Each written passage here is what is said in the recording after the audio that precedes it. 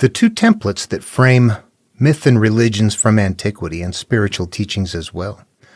They are the human life template and then the self-healing template.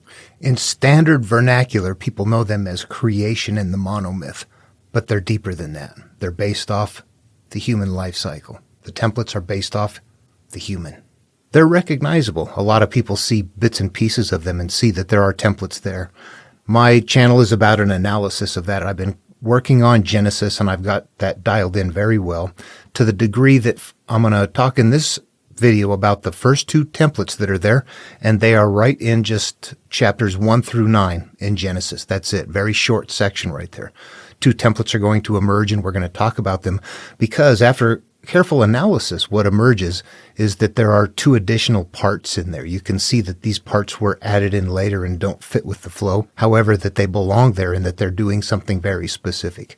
This video is about that. I'm not going to get into an analysis of the templates themselves. I've done that on previous videos. In this video, I'm just simply going to outline the templates, identify them, and then identify the other two parts, and we're going to take a look at them, and this will give us a better idea of what they're doing in the material as they're carrying this nested teaching inside of there. All right, I use the NRSV, and what I have as we move along here, you'll see in my copy, it looks a little bit different. What I've done is I've taken out all of the verses. I restore it back into the format where it was intended to be when it was being told word of mouth 3,500 years ago. In this manner, it helps reveal the similarities, the template parts. Now, before moving on, a very quick review here. If we look through this creation 1, creation 2, we've got that right in the beginning. And there's two creation stories after day 7 when God rested. Then we have another one start in the day the Lord God made the earth and the heavens. So we've got two different accounts of creation going on. Then we get into first sin, and that is going to equate to our experiential and developmental life in the world begins. That's as we begin to live life and judge life and live through our experiences that we've judged. We become divided, Cain and Abel, beginnings of civilization. This is just us going on in life and advancing, and it's getting more and more. As you go through here, you get to a point where you start off in life basically as a child that's happy, and you get to a point in life where you don't have peace in your mind and your life anymore, and you want to get back to that. And this is going to step in, and at the end of this, when God is ready to destroy the world, that's that point right there when we have said, oh my gosh, I don't even have control of my thoughts and my mind anymore. Everything that is happening around me is what is in charge, is what's, I've lost it.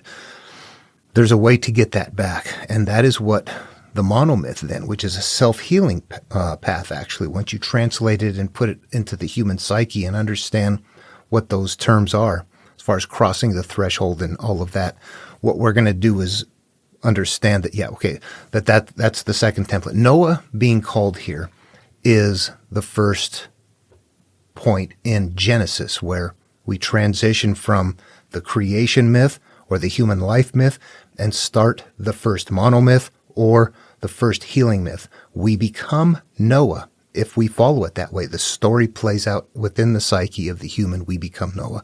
We're going to gather things up, and what we want to do is flood out our own world, our own life. We want to start over. It's a rebirth. This is a rebirth now, nested in a carrier case that says rebirth later. Okay, and you can take your pick. But since I find the nested template even all the way back to Babylonian works, I figure that's the core. Let's do it now, so that's what I'm doing. Okay, let's take a look at something. I'm just going to do something a little bit different. I'm going to use colors, different visual this time. Take a look at what I have going on right here. This is the creation myth. Let me zoom in on it here, and we're going to see that it goes from, oops, I went a little too far there. It's going to go from the very beginning, creation, and all the way down to where God has had it, and he's sorry that he's made everything, and he's getting ready to blot it all out. Right there, that ends that template, the human template. What happens next is there is a calling, but Noah found favor in the sight of the Lord. That is when the monomyth or the self-healing myth picks up. So let's go ahead and I'm going to highlight that one green, and let's pull back and take a look.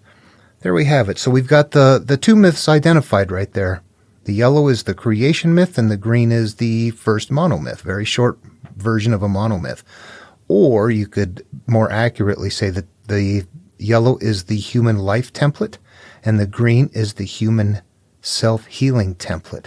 All right, now we go back up to the top, and what I want to do is to further color code. I'm going to identify the first creation myth. Remember, there's 2 creation myths up there. And I'm going to give it a light blue color. There we have. Let's go ahead and zoom in on it, make sure we've identified where this is. It starts at right in the beginning, creation in the beginning, and it goes all the way down to these are the generations of the heavens and the earth when they were created. And that is after day 7. Okay, if your King James Bible is going to be somewhere up in day 6. Not doing that in the story here. We're going to take it to the end of that. Creation 2 picks up right there, and we're just going to leave that as it is.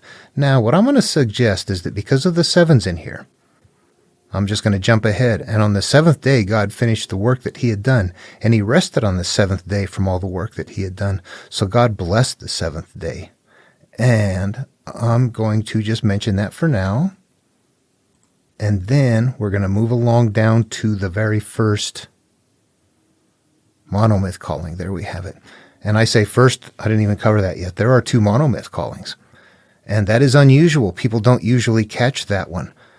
Some do find it. If you go look for this, you will find where people have identified that, yeah, one time Noah was told to bring 2 of everything.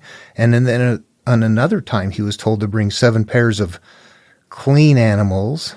And it sounded different. There was 2 callings. And if you read through here, if we understand what a calling is and the way it's written, we will see that in the beginning, in the very first one, but Noah found favor in the sight of the Lord, and then these are the descendants of Noah. That was a calling right there. We get down a little bit farther, and it says, when the Lord said to Noah, go into the ark, you and all your household, for I have seen that you alone are righteous before me in this generation. And then it starts with take with you 7 pairs of all clean animals.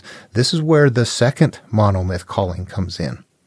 Then there's a flood beginning down here where both monomyths exist, the calling part, and then the flood begins. So that the 2 added parts are both of these callings. However, the second one that has take with you 7 pairs of all clean animals, male and its mate, and a pair of the animals that are not clean, the male and its mate, and 7 pairs of the birds of the air, also male and female, and keep to their kind alive on the face of all earth.